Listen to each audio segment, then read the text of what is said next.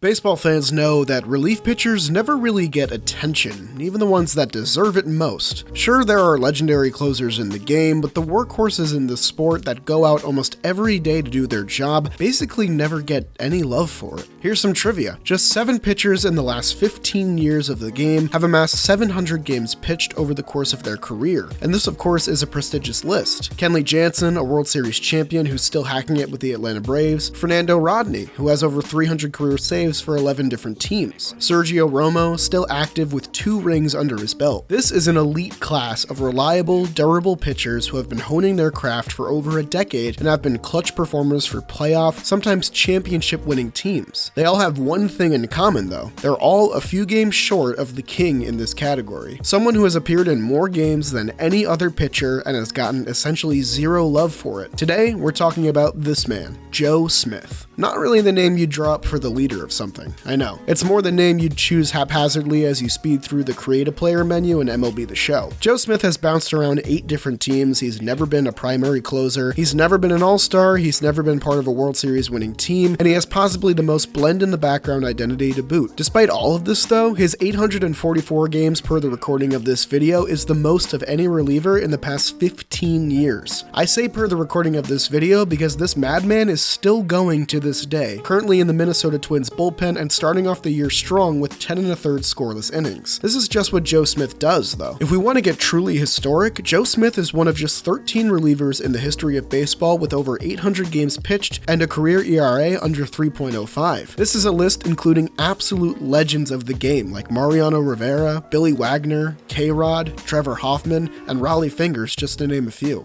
So why isn't Joe Smith held in the same regard as the pitchers of this class, and what's his story? Well, I promise you it's a good one, but like any good story being told, let's start at the beginning. Despite tearing his labrum and bouncing around several collegiate league teams, Smith was a 3rd-round draft pick by the Mets in 2006. After just 32 minor league innings in that same year, Smith made the opening day roster by the following season. Smith threw 44 solid innings for the Mets that season, but was demoted by year's end due to fatigue, and he was an arm that the pitching staff could have definitely used down the stretch. Smith has worked with the same 3-pitch arsenal for the entirety of his career: a reliable sinker, a standard 4-seamer, and a nasty winding slider, all heightened by his funky sidearm delivery, perhaps the most recognizable thing about him. But by 2008, Smith was fully stretched out, and the Mets rode him as much as they possibly could. The late 2000s Mets teams were notorious for burning out their good relievers. Joe Smith was no exception. He threw in 82 games that season, which seems like a lost relic in the scope of the modern game, but that was actually only 4th in MLB that year, with the first place spot going to his teammate Perpetual Pedro Feliciano. His other teammate Aaron Heilman wasn't far behind either, in 7th place with over 78 games. Jesus Christ, Willie Randolph, my god. Soon after, Smith was flipped to Cleveland in a 3-team, 12-player trade. Quick detour here because this trade had some names. Franklin Gutierrez to the Mariners, JJ Putz to the Mets, Jason Vargas and Endy Chavez snuck their way in here too. But Smith was undoubtedly the best player to be involved here,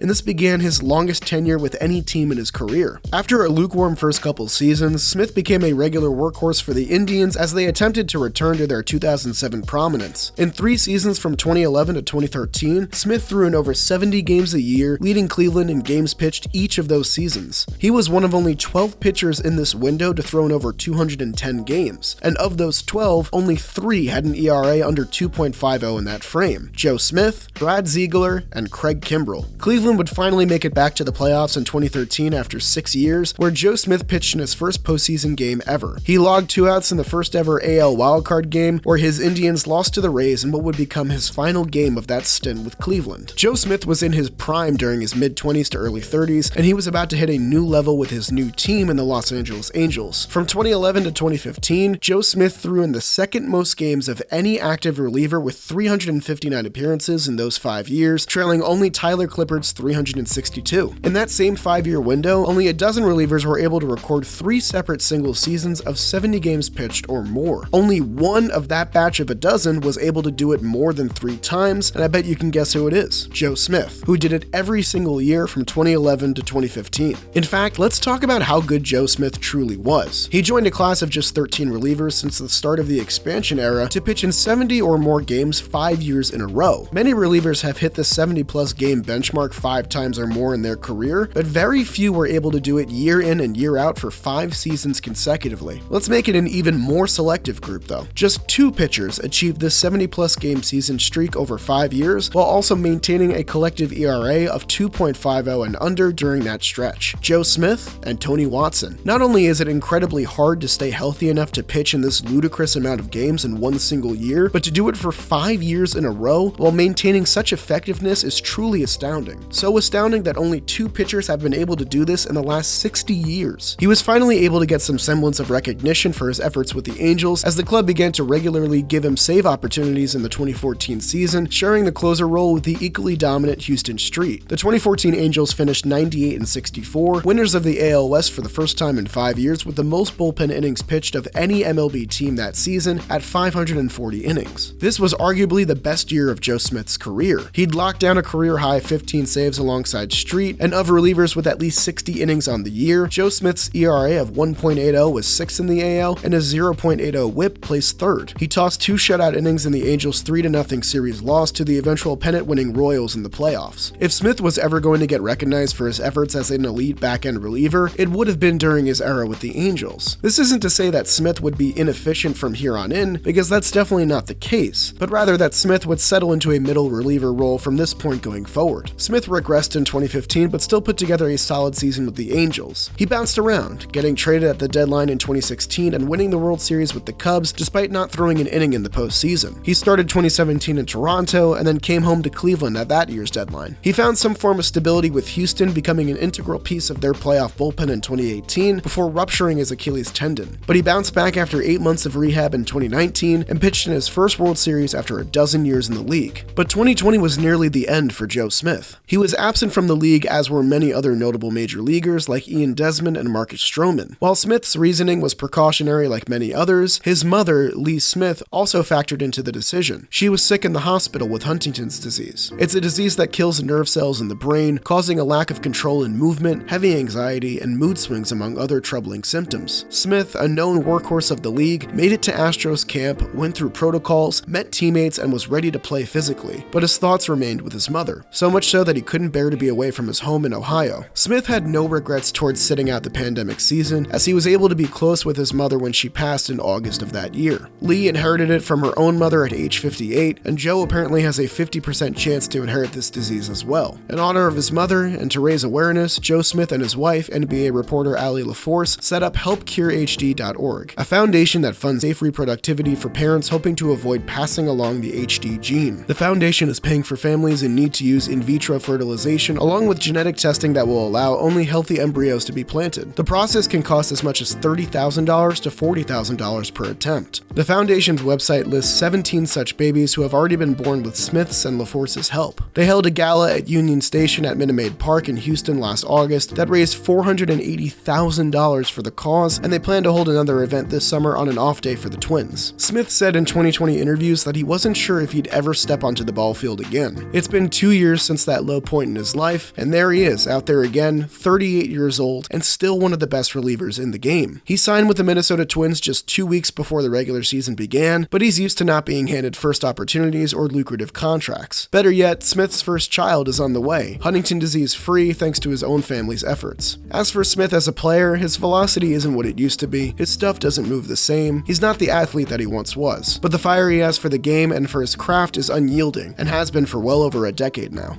It's been a tumultuous 15 years for Joe Smith both on and off the field, but he's inching closer and closer to etching his name in baseball history. Only 16 pitchers in the history of the game have ever eclipsed 1,000 games pitched. Joe Smith is 38 this year, but can easily still hack it at a 50-game-a-year pace. I'm rooting for him, because I'm hard-pressed to find a more hardworking guy in the league who certainly deserves some recognition for his efforts, and this would be a great way to be remembered. So keep your eye on Joe Smith and the Minnesota Twins, and let's root for him all season long, and beyond. That'll do it for today's video, but now a word from today's sponsor, Roman. Thank you again to Roman for sponsoring another one of my videos. Men's health issues are common, and masculinity shouldn't shield you from getting the help that you need. And GetRoman.com is the perfect place for you if you're suffering in any way. Roman's system is completely confidential and totally discreet, no big logos or labels on packages. With Roman, you can get a free online evaluation and ongoing care for erectile dysfunction or any other issues you're facing with men's health. A US licensed healthcare professional will work with you to find the best treatment plan, and if medication is appropriate, it ships to you free with 2-day shipping. The whole process is straightforward, convenient, and discreet, and getting started is simple. Just go to GetRoman.com/jolly and complete an online visit. Take care of your health without leaving your home, so once again, go to GetRoman.com/jolly, and if you're prescribed, get $15 off your first month of treatment. Make sure you're ready to have confidence and control this summer. Roman ready. Thanks for watching today's video, and I'll see you guys next time.